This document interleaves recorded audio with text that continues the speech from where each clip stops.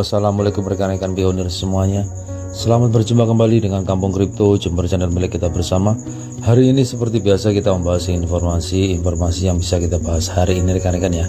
Tapi seperti biasa sebelum kita bahas informasi yang bisa kita bahas hari ini, seperti biasa kita ucapkan syukur dulu kepada Yang Kuasa, dimana kita sudah diberikan nikmat dan limpah rezeki. Semoga nanti sampai di fase terakhir, yaitu fase mainan terbuka diluncurkan oleh Kortim. Amin. Dan langsung kita bahas informasi yang bisa kita bahas hari ini rekan-rekan ya. Saya baru saja menonton video ini di mana Pengpi mengumumkan pemenang lotre yang dapat membayar harga GCV Pi atau dengan harga GCV ya untuk menukar mobil tersebut, dan General Manager perusahaan dagang menyerahkan kunci kepada pemenang. Saya membaca beberapa pertanyaan pionir Tiongkok bagaimana mereka melakukan barter tanpa Pi. Saya dengar sebelumnya sebagian besar barter baru saja menandatangani kontrak jika mereka tidak memiliki Pi di dompet. Para pionir mengambil produk tanpa pembayaran tetapi berjanji untuk membayar ketika mereka telah memigrasikan Pi di dompet dengan menghormati harga GCV. Dan ini di provinsi Heilongjiang, Cina. Padahal saya tidak merekomendasikan komoditas besar yang bernilai tinggi seperti rumah dan mobil serta emas pada saat close money ketika harganya belum menyatu. Namun saya sangat mengapresiasi para merchant yang menyumbangkan banyak uang untuk mendukung GCV.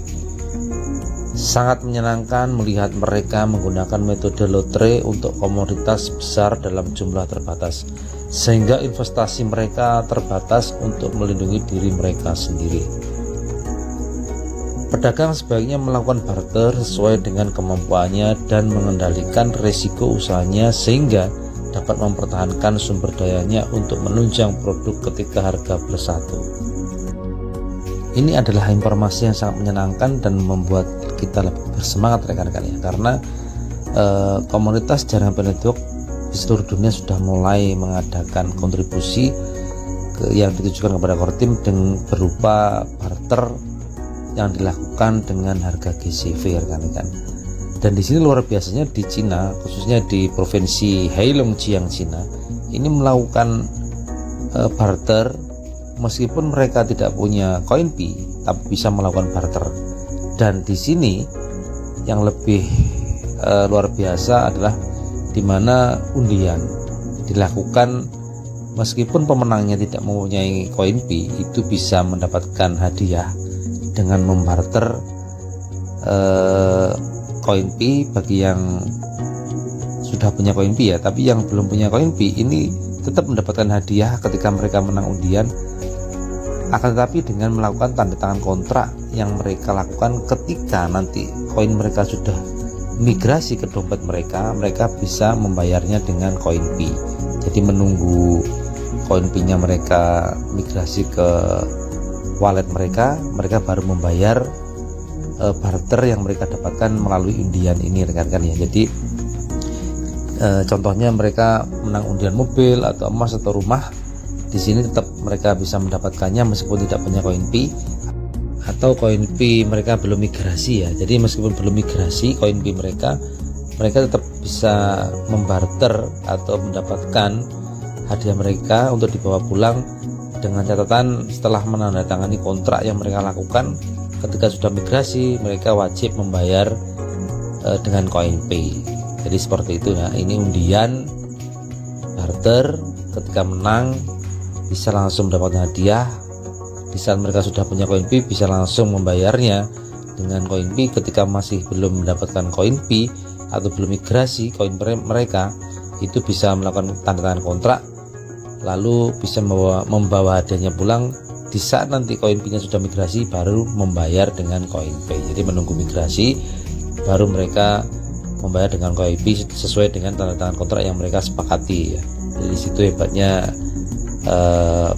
komunitas pionir yang ada di provinsi Heilongjiang Cina ini sudah melakukan action yang ditujukan kepada Kortim, di mana melakukan barter meskipun tidak punya koin P atau koin P, tetap mereka bisa melakukan barter meskipun sudah migrasi atau belum migrasi, mereka tetap melakukan barter, di mana semuanya itu akan berjalan sesuai dengan yang mereka sepakati ketika mereka belum punya koin atau masih belum migrasi ya, dengan melakukan tanda tangan kontrak. Tapi bagi mereka yang sudah punya koin, langsung bisa membarter dengan koin mereka yang sudah migrasi. Jadi seperti itu rekan-rekan ya, ini luar biasa dan perlu kita dukung. Semoga menjadi penyemangat untuk komunitas-komunitas yang lain untuk melakukan kontribusi aksi yang ditujukan kepada Kortim, supaya Kortim cepat memberikan statementnya untuk penentuan nilai dan jadwal open mainnet.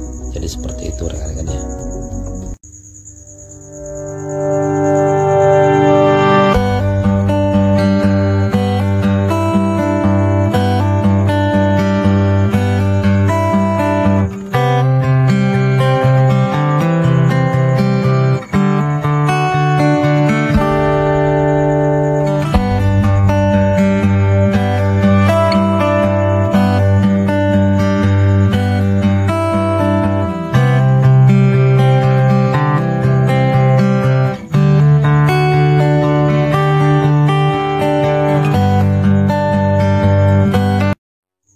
Berlanjut ke informasi yang selanjutnya rekan-rekan ya.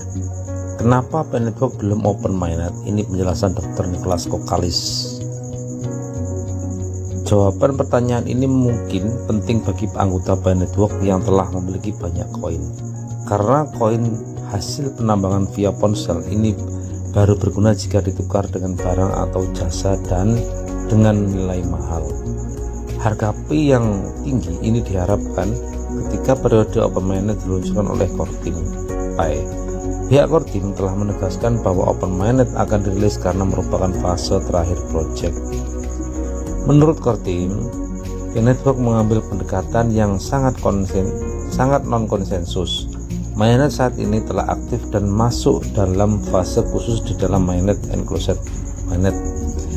Mainnet aktif tetapi secara artifisial memasang firewall terhadap konektivitas eksternal apapun.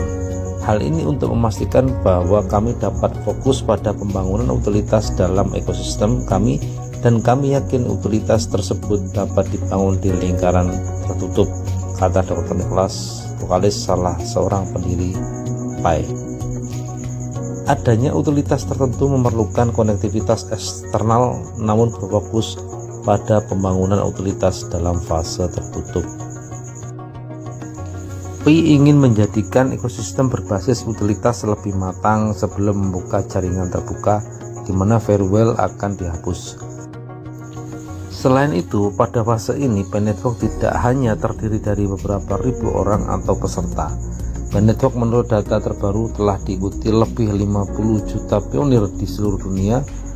Masuk akal dan lebih adil jika sebagian besar jaringan bermigrasi ke mainnet di lingkungan tertutup sebelum dibuka, tambah Nicholas. Jadi di sini dari Dr. Nicholas menjelaskan bahwasanya open mainnet atau katakanlah fase terakhir yang kita harapkan itu terjadi ketika ekosistem pada itu sudah matang rekan-rekan ya, dan diharapkan pada fase enclosed mainnet ini Dr. Nicholas mengharapkan kontribusi dari semua pionir untuk berpartisipasi dalam barter ya, supaya menghidupkan blockchain, supaya blockchain itu bergerak cepat dan membangun utilitas supaya nilai koin P ini tinggi ya rekan-rekan ya. Jadi di sini yang perlu kita cermati, Dr. Nicholas sudah menegaskan bahwasanya open mainnet akan terjadi setelah matangnya ekosistem jaringan network dan utilitas jaringan P-Network ini sudah terbentuk secara matang untuk membentuk suatu nilai yang tinggi. Jadi seperti itu rekan-rekan ya. Baiklah rekan-rekanku semuanya ya, bahwasanya informasi hari ini seperti itu, mudah-mudahan bermanfaat.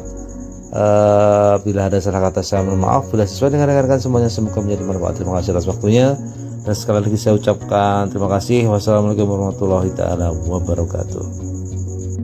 Presentation, and of course Swift is quite a player right in the ISO messaging. So Sharifa. Thank you, Anna. So first of all, I would like to thank you for the work that you've been doing. From a Swift perspective, this is extremely important to us to hear it from the industry. It's not really our purpose nor our role to dictate things. So very welcome this perspective. What I'd like to say is, and I'm turning to the audience right now, we do have a very large community at Swift, 11,000 players, 6,000 of them active in the security space. We'd like to hear from the rest of the world as well. So please get engaged. Please share your own perspective on this ISO 15022 coexistence. The second point I wanted to mention, and it's linked to the question that was raised around digital assets, tokenized assets, and DLT. It's a bit like in the standards world, right? Traditional and digital ecosystems are going to coexist. And in order for us to achieve the goal that Andrea was mentioning in terms of achieving efficiency, making things work and services adopted, we will go through a coexistence in the digital space as well. And what we've been doing as part of the standard maintenance releases, I believe we started somewhere in 2019, 2020, is to update the MT and the MX messages to carry digital information. So that is also extremely important until we find what is the future way of communicating in a digital asset space, be it APIs, as you said, Jean-Paul, trying to stick to the ISO 20022 data model or anything else. Thank you.